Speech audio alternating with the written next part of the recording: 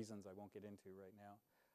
So it means that you, as a company, have to deal with the credit card industry, and you have to, again, make sure that everything is secure. So now you said that, and I apologize for putting you in the School of Business as opposed to the School of Computer Science.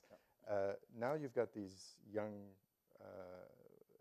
students in front of you, these young men and women in front of you.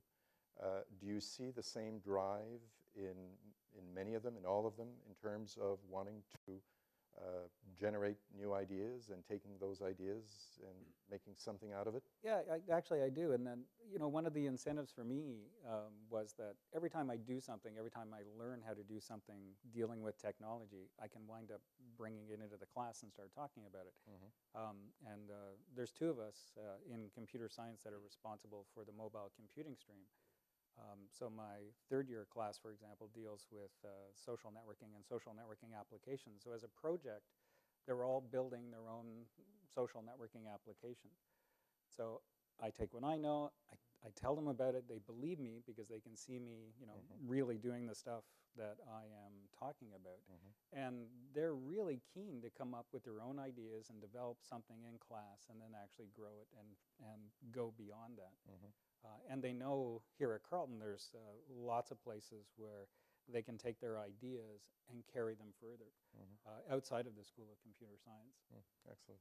We'll go to Steve now. Steve is, I've known Steve for many years, and the profile that Mark has described of Steve is absolutely true. A great community person, but also a great supporter of research and development within the academy.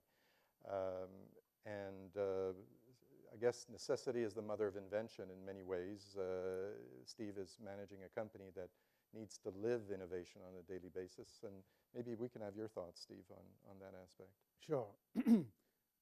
If you're a company, we've been around for 60 years, the basic driver for innovation is survival. Because if you don't innovate, you die. And I think I always take the, excuse me, the words of Andy Grove, who used to be the chair of Intel, only the paranoid survive. So, you know, if you're not constantly thinking about your innovation or what the competitive landscape looks like and what's going on there, I think that you will eventually become just less relevant.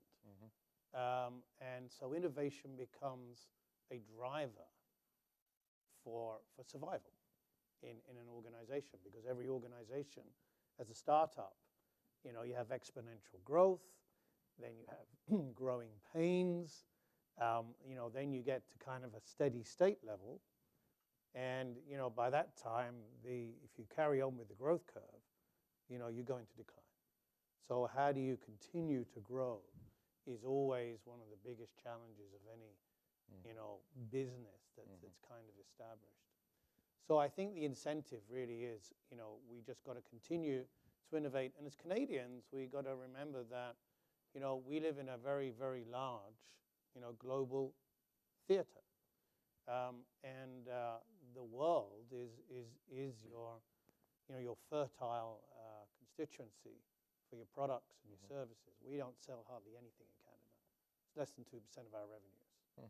And I just came back from a fascinating trip in Japan and China, where again, when you see the incredible aspirations of people to better their lives and better the societal impact of what they do, we Canadians have to be very cognizant of the fact that, you know, sometimes if you don't have a crisis, you don't change. You're alluding to an impending crisis, I think, in what is effectively Canadian commercialization and productivity. So if we don't think about the globality of what we're trying to do from the ideas phase all the way through to the commercialization phase, then we will become less relevant, for sure.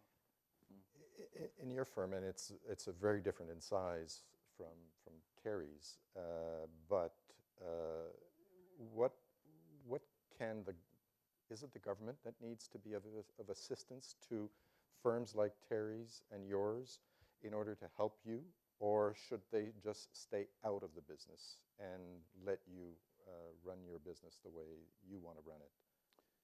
That's a very, it's an interesting question, and I think there are paradoxes around, how you have to deal with that. In my career, I lived in Asia and worked in Asia for many years. I lived in Hong Kong, and Hong Kong has been a very entrepreneurial, creative kind of society, and one of the reasons was the government stayed out of business.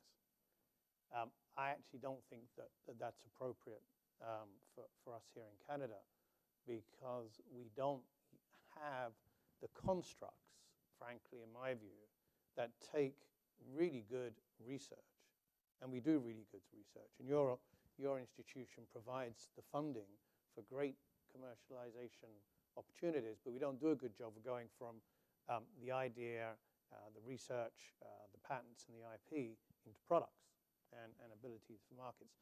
So I think governments on all three levels have a big role to play in Canada in creating the innovation culture. Some of that's incentives. Some of it's removing barriers, structural barriers, whether that be, regulatory barriers, whether it be infrastructure issues that I think we have in Canada, or whether it's actually stimulating and promoting, the innovation construct, which is a combination of academia, combination of institutional research, and a combination of the private sector. And the moment, I just don't think we got the recipe for that. When you go overseas, you see, a lot of, sort of innovation parks, which require government infrastructure. You do see incentives. Now, we have a mishmash of incentives in Canada. The Jenkins report the government recently commissioned kind of addresses that issue. And we need to make it simpler. So particularly for small businesses. I mean, we're a large business, and we find it pretty tough to understand where the incentives are. I think those are not the things that you should be spending your time on if you're a startup. You should have really good access to understanding how you can get grants and stuff like that. I happen to be, in part of my spare time, the chair of ISTP Canada, which provides funding for technology partnerships, primarily in China, Brazil, and India. We have a similar program for Israel as well. I think most people don't know those programs exist. So there's a lot we can do in Canada, because we have to compete with China Inc., for example. Terry, what about you in terms of what would help you move your business even further? I think we've heard really well what it is. So the same, It's a similar environment? It is the problems? Yeah, even just finding those, as a small business, you don't have the time to focus on anything else but getting your product to market. And when you have to start looking at multiple levels and multiple depths into the government programs and systems to find what you need, you lose yourself. So it is challenging. Any questions from the audience at this stage? And I don't know if the tweets have been coming in, Mark. But we've had a couple, and if you do have a question, we have microphones at the back of the room, so just put up your hand. We'll bring a microphone over to you. Go ahead, sir. Kerry, just a quick question, based on what you just said. What would you recommend the government do to kind of simplify? There's a ton of money. We just heard there's money growing out the trees here, but we don't seem to be able to get a hold of it. Literally. And not downstairs, by the way. But what would you, if you were advising the government, what would you do? I like that question, because to me, I'm lucky. I've been on a few government programs that have actually helped us extensively, and I have had some very, very good folks in the government to help me focus. In fact, I don't have to even do much of the work. They're doing it for me. So if I were a government program, I think having somebody that's almost the go-to person in the government system, somebody that will actually go through all the levels of government programming.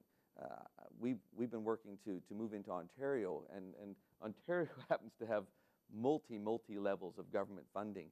But to access them, I actually had to go through almost a single person, and we were actually looking into Dryden, Ontario, and using that Dryden Development Corporation as our focus point to pull all of the funding together. And we're multi-millions of dollars looking for to start up a new business. And to me, that would help, is if we had some way of funneling that energy through one government entity, one government program that would. It's out there. So I presume that the program that you're referring to is the Industrial Research Assistance Program, the IRAP program that you've NHFC. There are a number of them. They're all over the map. Yeah. And I talked to a fellow from IRAP last night, and he says we've more than tripled our funding allotment, but nobody knows. It's out there, but nobody knows. Come back to the question. What would you do apart from having one person in place? Is that the answer? Well, I think we have to, and that's the problem. And you can't spend all of your energy looking at those. So you actually throw half of them away because either you have to have funding that equals it, or you have to have somebody in your business program, in your business, that's actually focusing on just doing that. You have to pay somebody to do it. So I don't know how I would do it.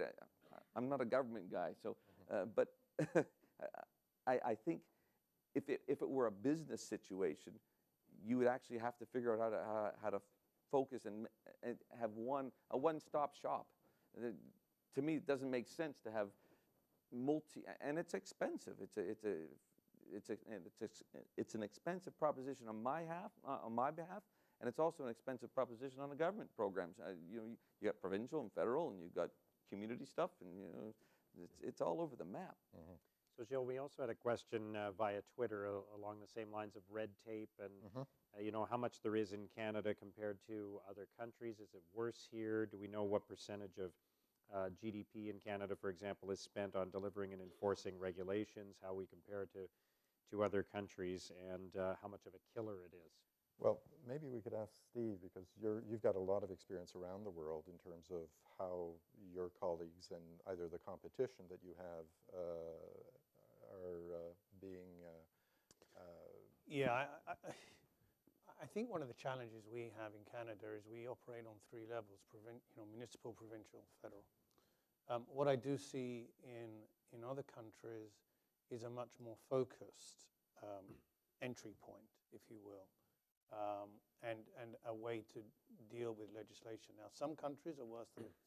So we're not the poster child for this. But if we want to be competitive, it's something where we need to be world class at, right?